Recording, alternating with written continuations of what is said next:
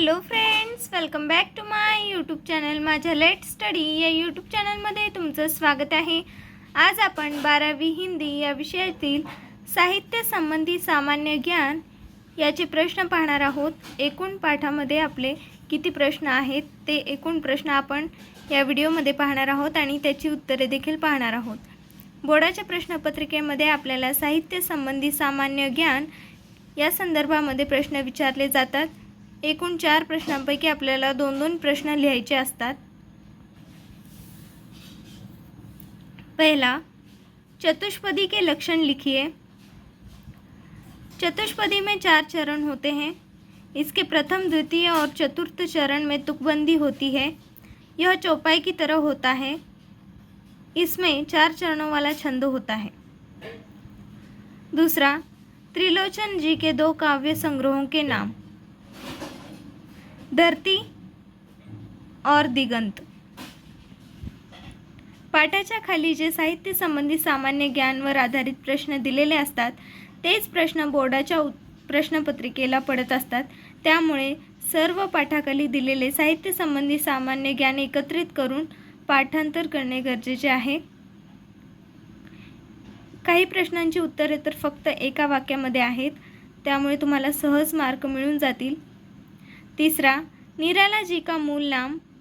निराला जी का मूल नाम सूर्यकांत त्रिपाठी है. हिंदी के कुछ आलोचकों द्वारा महादेवी वर्मा को दी गई उपाधि. हिंदी के कुछ आलोचकों द्वारा महादेवी वर्मा को आधुनिक मीरा की उपाधि दी गई है. नई कविता के अन्य कवियों के नाम. नई कविता के अन्य कवियों के नाम रामस्वरूप चतुर्वेदी और विजयदेव साही यह है. कवि डॉक्टर जगदीश गुप्त की प्रमुख साहित्यिक कृतियों के नाम.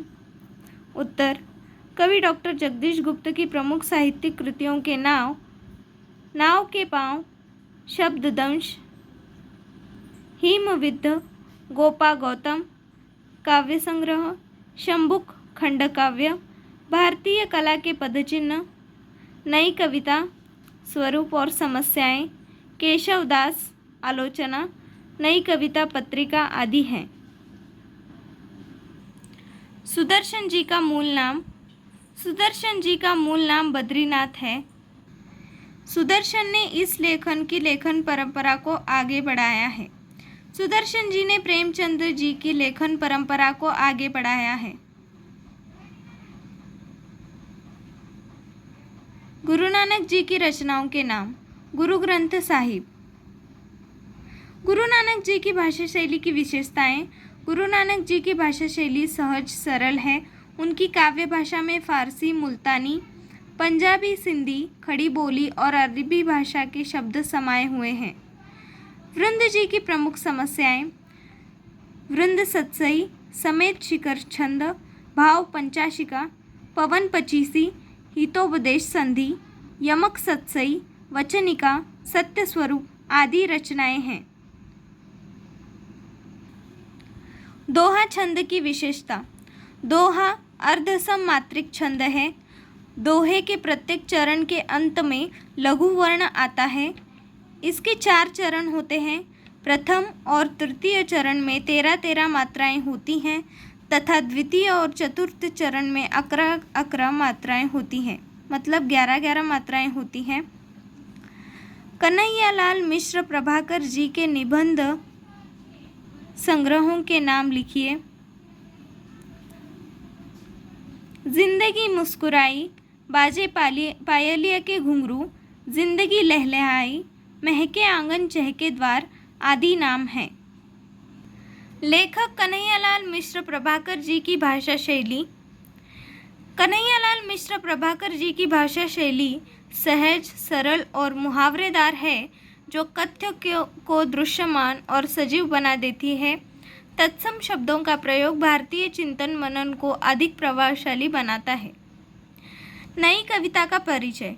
नए भावबोध को व्यक्त करने के लिए काव्य क्षेत्र में नए प्रयोग, शिल्प और भाव पक्ष के स्तर पर किए गए नए शब्द प्रयुक्त हुए. नए प्रतिमान, उपमान और प्रतीकों को तलाशा गया. डॉक्टर मुकेश गौतम की रचनाएं। डॉक्टर मुकेश गौतम जी की रचनाएं।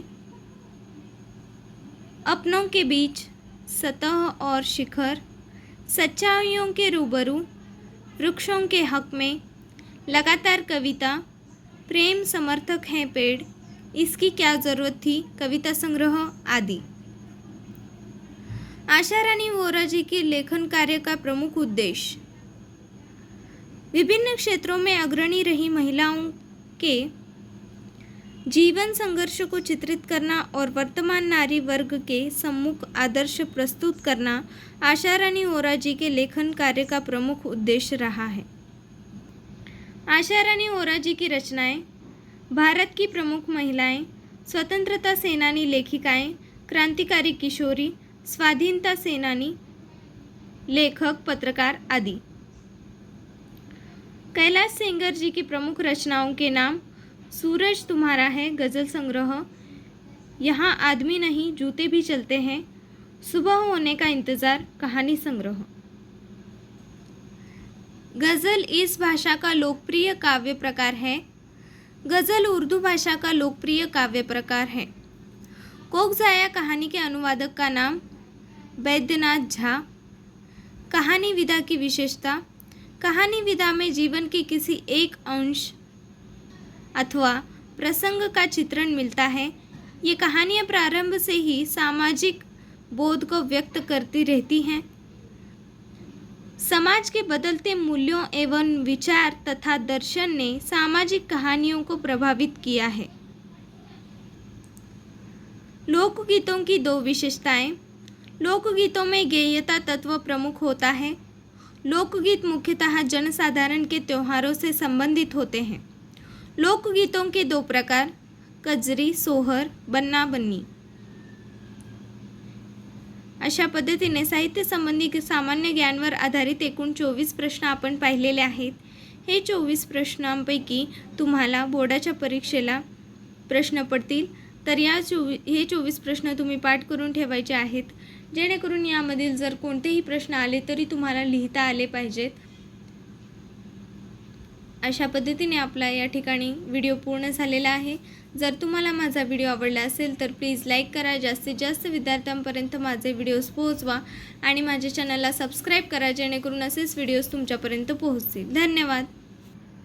इतर कोणत्या विषयांच्या संदर्भात जर तुम्हाला व्हिडिओ हवा असेल तर तुम्ही कमेंट करून मला सांगू शकता आणि प्लीज लाईक करायला तुम्ही विसरून जाताय, त्यामुळे लाईक करायला विसरू नका, जेणेकरून हे सर्व व्हिडिओज विद्यार्थ्यांना उपयोगी पडतील आणि त्यांच्यापर्यंत लवकरात लवकर पोहोचतील।